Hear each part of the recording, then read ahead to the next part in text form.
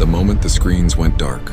It happened at 0317 UTC, when one ship crossed into Earth's orbit and every satellite went blind at the same time. There was no explosion, no warning, no surge of energy. The data simply stopped. Thousands of satellites that tracked weather, navigation, defense, and communication all returned the same. Result: nothing, not static, not interference, just absence. Inside the orbital monitoring network, engineers thought it was a software failure. Then the backup systems failed. Then the independent ground telescope stopped receiving reflected signals. Space above Earth had become unreadable, and yet the ship was there. People saw it with their own eyes before any system could confirm it. A massive silhouette moving slowly across the night sky, visible from multiple continents. Phones came out instantly. Videos flooded social media within minutes. Views climbed faster than anyone had ever seen.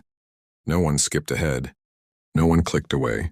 Everyone sensed this was not something you could watch later. Dr. Marcus Hale stood frozen in front of the observation wall. Decades of orbital data had vanished in seconds. He understood the implication immediately. This was not an attack on satellites. This was a failure of perception itself. The ship did not jam signals. It invalidated them. Every attempt to communicate failed. Radio messages never returned. Laser pings vanished. Quantum beacons collapsed into noise.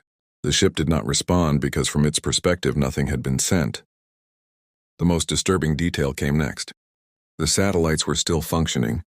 Power levels were normal. Internal diagnostics showed no damage. They were alive but blind. Whatever entered orbit existed outside the parameters they were built to observe. The ship was not hidden. Human technology simply could not acknowledge it. Live streams ran without interruption. Viewer retention climbed with every minute. People left the feeds running, while they slept, afraid the ship might move or disappear. Comment sections slowed not from lack of interest, but because no one knew what to say. Then gravity shifted, not enough to cause disaster, but enough to be measurable. The ship was interacting with Earth without touching it, adjusting orbital mechanics as casually as a hand moving through water. Hale felt the cold realization settle in. This was not reconnaissance. This was placement. The ship stopped directly above the equator. It did not rotate. It did not deploy weapons. It simply remained there as if waiting. Children reported the same dream across different countries. A dark shape passing overhead followed by silence. Animals grew restless, then calm. Time felt stretched as if the planet itself was holding its breath. Governments prepared responses they could not execute. There was nothing to target. Nothing to lock onto. No coordinates that made sense. The ship had entered orbit, and Earth had lost its eyes. Watching this unfold, then stay with it. Do not look away. Subscribe and keep following, because in the next chapter, humanity discovers that the satellites were not blinded by accident. They were shut out on purpose, and the reason will change how we understand our place in space forever. A planet without eyes. Within hours, the world adapted to blindness in orbit. Air traffic slowed. Ships switched to manual navigation. Weather forecasts froze in time using the last available data.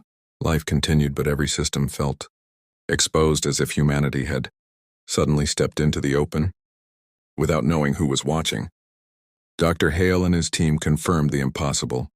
The satellites were not damaged. They were being excluded. Signals reached them. Reflections bounced back. But anything that passed through the region surrounding the ship lost meaning. Data returned without reference, as if space itself refused to describe what it contained. The ship was not blocking vision. It was redefining visibility. Astronomers turned to old optical telescopes. They could see the silhouette faintly when conditions were right, but measurements refused to align. Size changed depending on angle. Distance shifted between observations. The ship behaved less like an object and more like a boundary. Live streams held millions of viewers. People stayed longer than ever. Because nothing new was happening yet, everything felt imminent. The absence of action became the hook. The waiting became the story. Under the ship, the planet began to change in subtle ways. Communications lagged by milliseconds. Atomic clocks drifted, then corrected themselves. Brainwave patterns across unrelated populations showed unusual synchronization. No harm, no illness, just alignment. Hale noticed a pattern. The closer a satellite passed to the blind region, the less independent its data became. Eventually, all readings converged into a single repeated value. 0 difference, 0 motion, 0 uncertainty. The ship was forcing consensus. Military leaders demanded action. Test projectiles were launched not to destroy but to probe. Each one vanished silently at the same orbital boundary. No debris, no heat, no impact. They were not destroyed. They were excluded from relevance. Humanity was learning a hard truth. Control depended on observation, and observation had been revoked. The ship did not broadcast a message, but meaning spread anyway. People spoke in similar phrases across languages. A shared intuition took hold. This was not an enemy preparing to strike. This was a system enforcing limits. Earth had reached a stage where it could look outward too effectively. Our satellites mapped every object, tracked every movement, predicted every orbit. Nothing was allowed to exist unseen. Except this. The ship was proof that something in the universe did not permit total visibility. Numbers continued to climb. No one fast-forwarded. No one skipped. Everyone felt the tension of waiting for the moment when the ship would finally act. Then it did. A narrow band of satellites briefly regained sight. For less than a second, they transmitted a single image before going blind again.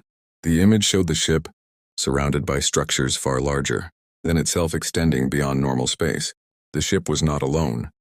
Hale stared at the frame, knowing this was intentional. The ship had allowed humanity to see exactly one thing, that it was not the only one.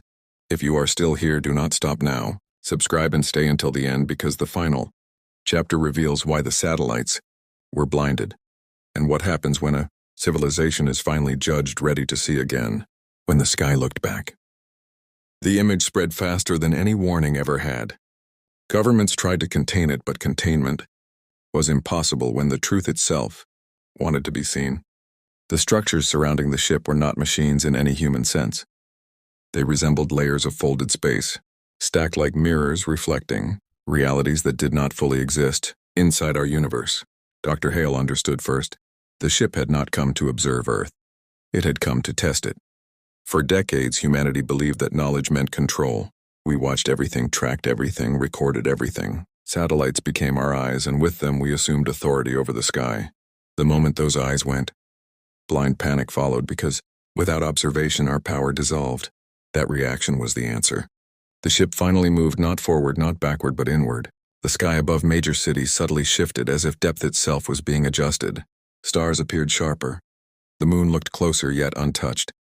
People everywhere stopped what they were doing and looked up, because for the first time in days, the sky felt present again. Satellites awakened. One by one, feeds returned, not with data but with clarity. Weather patterns stabilized. Orbits corrected themselves. Communications normalized. Humanity had its eyes back, but something was different. We could no longer see everything. Certain regions of space were simply absent from our models. Not hidden, not blocked, just irrelevant. The ship had edited reality, leaving blind spots that could not be filled by curiosity or force.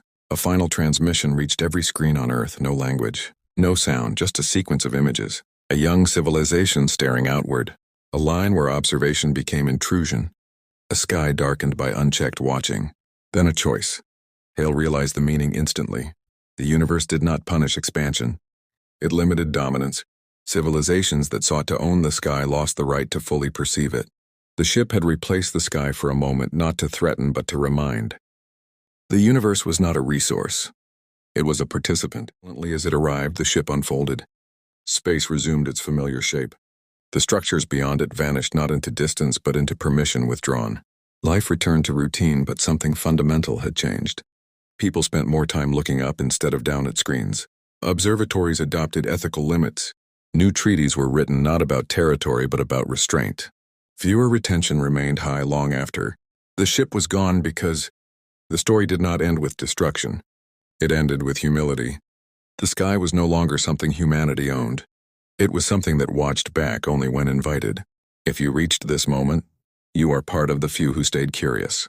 Instead of skipping ahead, subscribe and keep watching, because the next story begins where this one truly ends, with what happens when humanity decides whether to respect the limits placed above it or test the sky again.